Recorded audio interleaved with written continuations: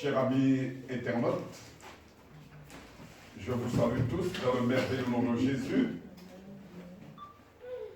Je sais que vous êtes à la recherche, je dirais, de projets, de mots qui vont vraiment vous introduire, qui vont vous placer dans une atmosphère, je dirais, de lumière, parce que j'avoue quand même que tout ce que nous voyons dans ce monde, à cette période, est assez déprimant. Et le Seigneur ne veut pas que nous soyons dans la déprime. Nous nous posons beaucoup de questions au sujet de l'avenir. Et je dis que l'avenir appartient à Dieu. C'est pourquoi j'ai voulu vous aider, vous faire savoir que vous avez de la valeur avec Jésus. Vous avez de la valeur avec Jésus. Donc, nous allons essayer de retrouver ces valeurs avec Jésus. Toutefois, je voudrais simplement faire un état des lieux avec vous, afin que vous sachiez que de plus en plus, l'Église sera dévalorisée. Et déjà, avec ce Covid-19, et il y en aura encore d'autres, nous voyons que l'Église a baissé les bras, parce que ce problème de confinement, eh bien, a enfermé un peu l'Église. Donc l'Église est dévalorisée.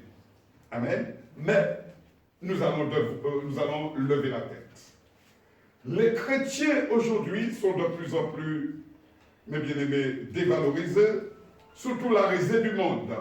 Parce que lorsque nous témoignons, et il faut témoigner, lorsque nous évangélisons, il faut évangéliser, nous disons des mots, nous apportons une espérance et on ne voit pas la réalité des choses. Et c'est ça qui est, je dirais, le plus dégradant, le plus honteux pour le chrétien, c'est qu'il est attendu, on espère en lui partout, dans tous les milieux, et la parole ne se produit pas. Simplement, chers bien-aimés, parce que nous avons manqué quelque chose. Il y a quelque chose que nous avons manqué et nous allons le voir ce matin. Il y a un phénomène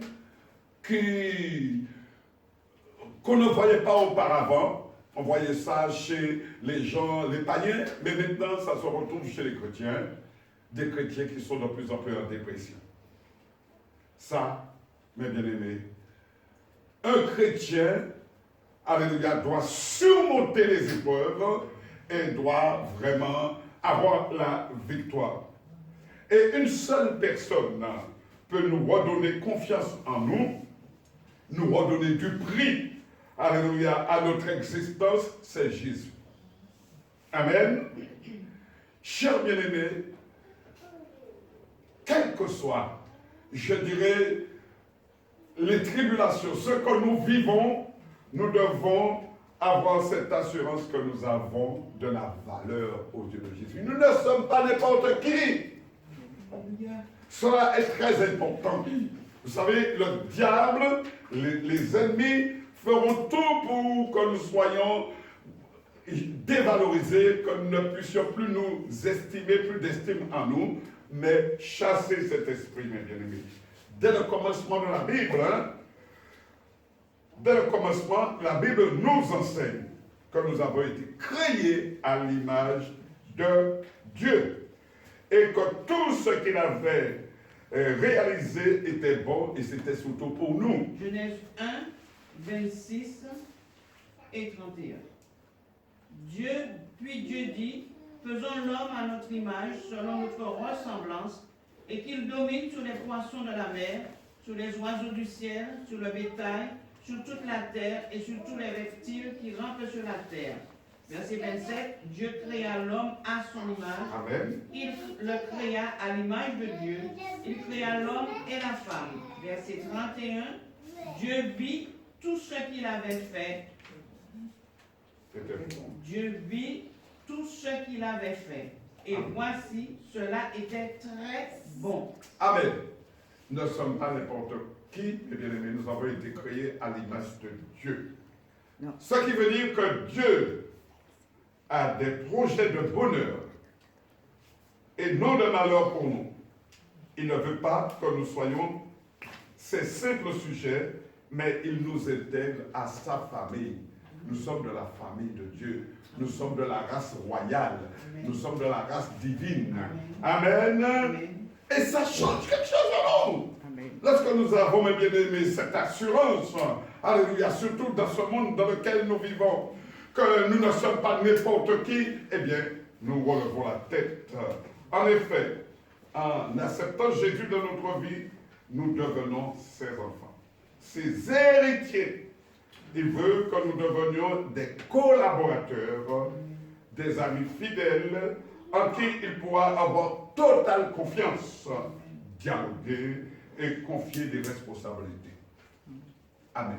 Ce qui veut dire que lorsqu'il nous donne je dirais, lorsqu'il nous donne de la valeur, lorsque nous sommes employés, lorsque nous sommes dans une entreprise ou autre, c'est toujours pour le faire connaître. Amen. Jean 15, verset 14-15. Vous êtes mes amis si vous faites ce que je vous commande. Je ne vous appelle plus serviteur parce que le serviteur ne sait pas ce que fait son maître. Mais je vous ai appelé amis parce que je vous ai fait connaître tout ce que j'ai appris de mon Père. Amen. Amen. C'est merveilleux, mes bien-aimés. Lorsque nous entendons tout cela, et puis que nous le recevons, nous disons vraiment que c'est merveilleux. Alléluia. Que réellement nous avons de la valeur. Et en plus de cela, c'est que nous avons, je dirais, un certain pouvoir sur cette terre, dans ce monde, je dirais, déboussolé. Nous avons la capacité de remettre de l'ordre. Nous avons la capacité, mes bien-aimés, de faire bouger les choses. Parce que nous sommes de la famille de Dieu. Et simplement en acceptant, je dirais, cet état, cette connaissance, cette vision que nous ne sommes pas n'importe qui, nous devenons à ce moment-là des vases d'honneur. Lorsque nous faisons sa volonté. Même notre corps, mes bien-aimés, commence à transformer nos pensées, tout notre être, eh bien, prend une autre direction, la direction du ciel. 2 Timothée 2, 21. Nous devenons des vases d'honneur.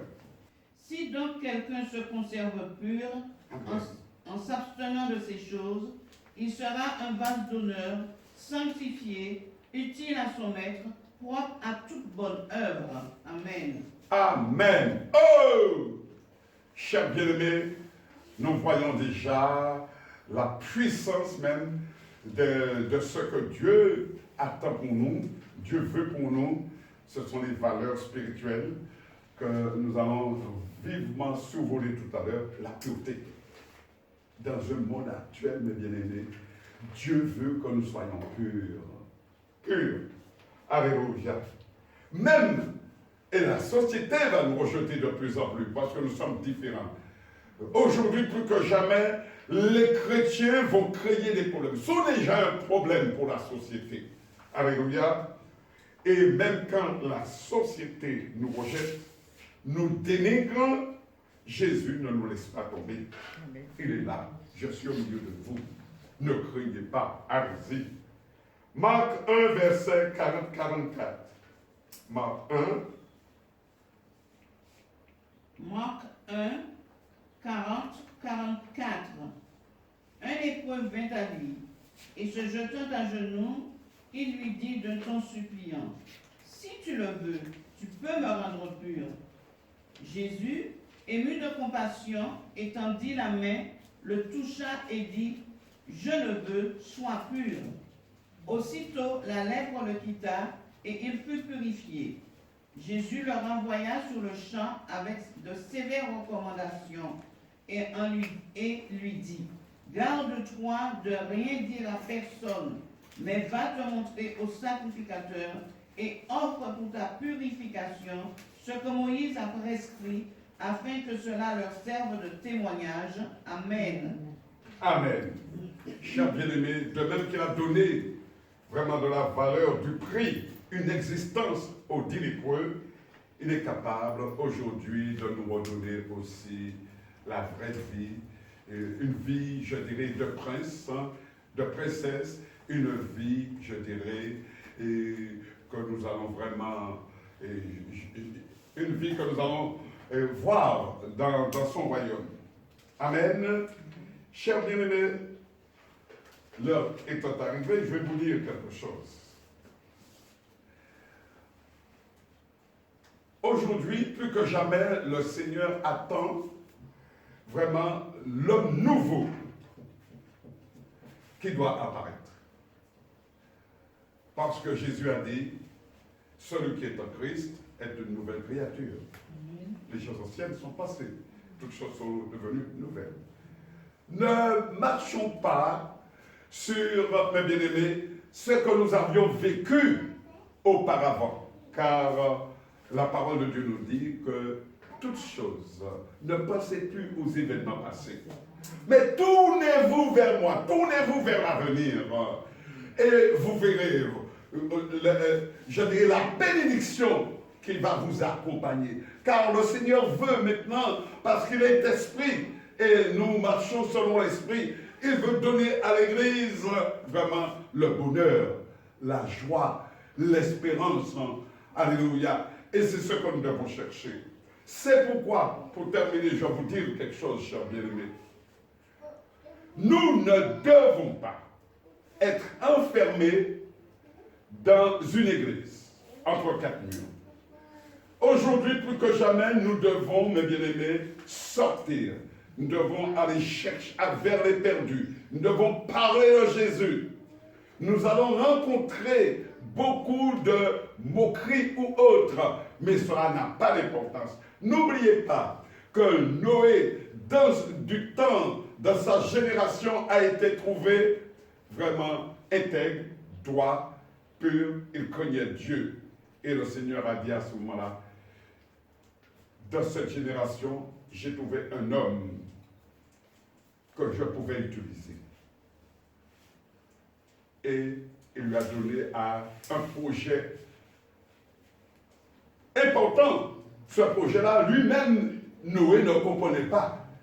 Pourquoi? Il devait bâtir, construire un bateau, un navire, de combien, etc. et tout, sur une haute montagne. Je ne comprends pas.